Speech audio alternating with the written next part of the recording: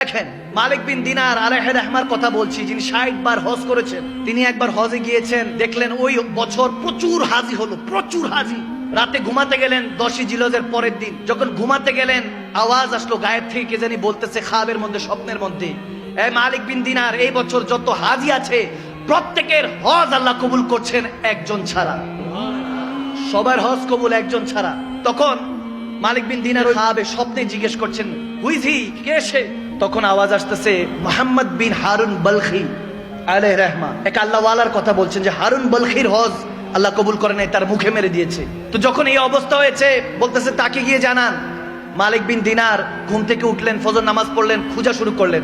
এখন যারা হজে গিয়েছে তারা এই বিষয়গুলি জানে যে এক একটা তাবুক আলাদা থাকে। বাংলাদেশ থেকে যারা যায় তাদের তাবুক আলাদা, যারা ইয়ামান থেকে যায়, মিশর থেকে যায়, তাদের তাবুক আলাদা, হিন্দুস্তান থেকে পাকিস্তান থেকে যায় তাবুক আলাদা। এক একটা দেশের এক একটা আলাদা আলাদা গোত্র আছে। ওখান থেকে প্রত্যেকে এরহাম বাঁধে, নিয়ত করে হজ করে। এখন খুঁজতেছে বলখিবাসীরা কারা। খুঁজতে খুঁজতে এক জায়গায় যখন দেখলো ওখানে বলখি লেখা, বলখবাসীরা, ওখানে গিয়ে জিজ্ঞেস করছে হারুন বলখি কি চিনেন? বলে হ্যাঁ চিনি, কিন্তু অনেক বড় আল্লাহওয়ালা, পরেজগার বান্দা। তিনি তো কিয়ামুল লাইল করে সারা রাত ইবাদত করেন, সারা দিন রোজা রাখেন। সুবহানাল্লাহ। এরকম অবস্থা, এত ইবাদত গুজার। বলতেছে বলেন কি? বলে ওনার ঠিকানা কই? বলে হুজুর যে পাহাড়ে গেলে একটা ছোট্ট ঘরে দেখবেন ইবাদত করছে মনে হয়। গেল হযরত মালিক বিন দিনার কাছে গিয়ে দেখতেছে এখন ইবাদত করছে। যখন ইবাদত করছে নামাজ সালাম ফিরালো, সালাম দিলেন মালিক বিন দিনার, আসসালামু আলাইকুম ইয়া মুহতারাম। তিনি ওয়ালাইকুম আসসালাম ইয়া মালিক বিন দিনার বলেন। সুবহানাল্লাহ। বলে আপনি আমাকে চিনেন নাকি? বলে জি, যিনি আপনাকে পাঠিয়েছেন আমি তারই বান্দা।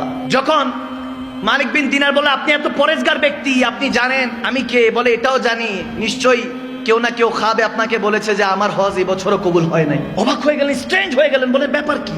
আপনি খবর জানেন? বলে হ্যাঁ। দেখতেছে ওনার একটা হাত কাটা, হারুন বলখি তেনার ডান হাত কাটা। বলতেছে ঘটনা কি আমাকে বলেন। হারুন বলখি বলতেছে হুজুর বলতে পারবো না, বললে আপনি আমাকে হয়তো মারবেন, আমার গায়ে হাত তুলবেন। বলে না, যে এত বড় পরেজগার, যাকে সবাই ভালো বলছে, যিনি আমার খবরও জানে, তার হজ আল্লাহ কবুল করে নাই, ঘটনা কি জানতে চাই। বলে হুজুর শুনেন তাহলে, এটা আমার 25তম হজ, আমি 24 বছর ধরে হজ করছি। কেউ না কেউ আল্লাহ ওয়ালা এসে আমাকে বলে দিয়ে যাচ্ছে তোমার হজ আল্লাহ কবুল করে নাই। হারুন বলখি তোমার হজ তোমার মুখে মেরে দেওয়া হয়েছে, নাউজুবিল্লাহ, আল্লাহ কবুলই করে নাই। তিনি কান্না করে উঠলেন, হাউমাউ করে উঠলেন। বলে হুজুর 25 বছর আগে আমি শরাবী ছিলাম, শরাব পান করতাম, মদ পান করতাম, বেহুশ হয়ে থাকতাম, খুদের মধ্যে থাকতাম না, বেখুদ হয়ে যেতাম। বলে হুজুর আমার হুশ থাকতো না, রমজানের ওয়াক্ত ছিল, সবাই ইফতারের জন্য তৈরি করছে, নিজেদেরকে প্রস্তুত করছে। আমি মদ পান করে যখন ঘরে প্রবেশ করলাম, ক্ষুধা পেয়েছে, খাবারের জন্য যখন হাত বাড়াচ্ছি, মাকে বললাম রুটি দাও, গোশত দাও। মা বলল শরম করো, হায়া করো, লজ্জা করো, সবাই রোজাদার, তুমি কেমনি ভাবে বেরোজদার মদ পান করে এসে তামাশা করছো, হায়া করো, লজ্জা করো। যখন বলছে, দেখেন অনেকে, আমি এই জায়গায় একটা কথা বলি, কোন মা বাবা যদি তার সন্তানের সাথে কথা বলতে কার্পণ্য বোধ করে, চিন্তা করে যে আমার সন্তান এই কথাটা বললে হয়তো রাগ করতে পারে, আমি মনে করি সেই রকম সন্তানের মতো বদনসিব সন্তান আর জমিনে নেই। আওয়াজ দেয় না? ঠিক না? যে মা বাবা আপনাকে জন্ম দিল, সেই মা বাবা যদি চিন্তা করে যে আমার ছেলে আমার মেয়ে মনে হয় রাগ করবে এই কথা বললে, তার মতো বদনসিব আর নেই।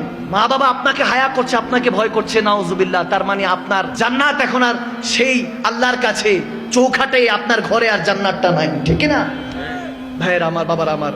মা যখন বলো হায়া করো, লজ্জা করো, সে হারুন বলখি বলে হুজুর আমি এটা শুনে রাগ মাথা উঠলো, আমি একটা থাপ্পড় দিলাম আমার মাকে, নাউজুবিল্লাহ, থাপ্পড় দিলাম। আমার মাটা তরপাইতে তরপাইতে উনুন, ওইখানে আগুন ছিল, চুলার মধ্যে পড়ে গেল। আমাকে কয়েকজন ধরাধরি করে, যেহেতু নেশায় ধুত ছিলাম, খবর নাই, বেহুশ, ঘরের মধ্যে আমাকে বন্দি করলো। পরের দিন ঘুম ভাঙলো, দেখি আমার স্ত্রী ওয়াইফ ব্যাগ গুছাচ্ছে। বললাম কি ব্যাপার, কোথায় যাচ্ছ? বলে যে মায়ের সন্তান হতে পারে না, সে বউর স্বামী কিভাবে হবে? আমি তোমার সংসার করব না। বলে আমার মা কই? বলে তোমার মা রাতের বেলায় জানাজা হয়ে গিয়েছে। চিৎকার দিল সন্তান। বলে কি বলো? আমার মা জানাজা হয়েছে, আমাকে জানো নাই? বলে তুমি তো নেশায় ধুত ছিলা, তোমার মা তোমার থাপ্পড় পেয়ে নাউজুবিল্লাহ ওই উনুনের মধ্যে, আগুনের মধ্যে পড়ে ওখানে ইন্তেকাল হয়েছে। যেতে যেতে বলেছে আমার সন্তান যাতে আমার মুখ না দেখে। বদকিসমত ওই সন্তান। হারুন বলখি বলতেছে হুজুর এই কথা শোনার সাথে আমি একটা দা উঠালাম, ছুরি উঠালাম, হাতটার মধ্যে ডান হাতে কোপ দিয়ে হাতটাই ফেলে দিলাম। যেই হাত আমার মায়ের গায়ে উঠে, বাবার গায়ে উঠে, ওই হাতের দরকার নেই। এরপর সমস্ত সয় সম্পত্তি আমি দান খয়রাত করে দিলাম গরিব মাসাকিনদের মধ্যে। আজকে 25 বছর ধরে হজ করছি হুজুর, কেউ না কেউ আল্লাহ ওয়ালা এসে বলে যে আমার হজ কবুল হয় না, আল্লাহ মুখে মেরে দিয়েছে হজ। তখন মালিক বিন দিনার রেগে গেলেন, বলে আরে মার উপরে যে অত্যাচার করে সে কিভাবে মানুষ হতে পারে। মালিক বিন দিনার তার গায়ে একটা থাপ্পড় মারলেন, তার গালের মধ্যে থাপ্পড় মারলেন। তখন হারুন বলকি বলে, হুজুর এটারই লায়েক আমি অনেক বড় গুনাহগার, মার সাথে জুলুম করেছি, বাবার সাথে জুলুম করেছি, থাকতে বুঝি নাই, এখন চলে গিয়েছে, এখন হাউ মাউ করে কাঁদিয়েছি। মাগো একটাবার বলতে চাই তোমার রান্না খুব ভালো লাগতো, বাবা গো একবার বলতে চাই তুমি আমার জন্য যে পরিশ্রম করো কখনো বুঝতে দাও না তোমার মনের কষ্টগুলি। সেই মা বাবাকে হারিয়ে এখন বুঝি হুজুর, এখন আর তো কোনো কিছু করার নাই, দাঁত থাকতে দাঁতের মর্ম বুঝি নাই। আর যখন মালিক বিন দিনার এই কথা শুনে তার মুখের উপর থুতু নিক্ষেপ করে চলে গেল। রাতের বেলা যখন ঘুমালেন মালিক বিন দিনার, এখানে দুনিয়া চোখ বন্ধ করলেন, ওখানে কিসমতের চোখটা আল্লাহ খুলে দিলেন। দয়াল নবীকে দেখতে পেলেন। দয়াল নবী এসে আমার মালিক বিন দিনারকে বলতেছে, হ্যাঁ মালিক, কি জন্য তুমি হারুন বলখিকে মেরেছো? বলি ইয়া রাসূলুল্লাহ, মায়ের নাফরমান ছিল, মাকে হত্যা করেছে। বলে আমার নবী তখন মুচকি হেসে দিয়ে বলে, সেই মায়ের উসিলাই সে জান্নাতি হবে, তাকে জানিয়ে দাও।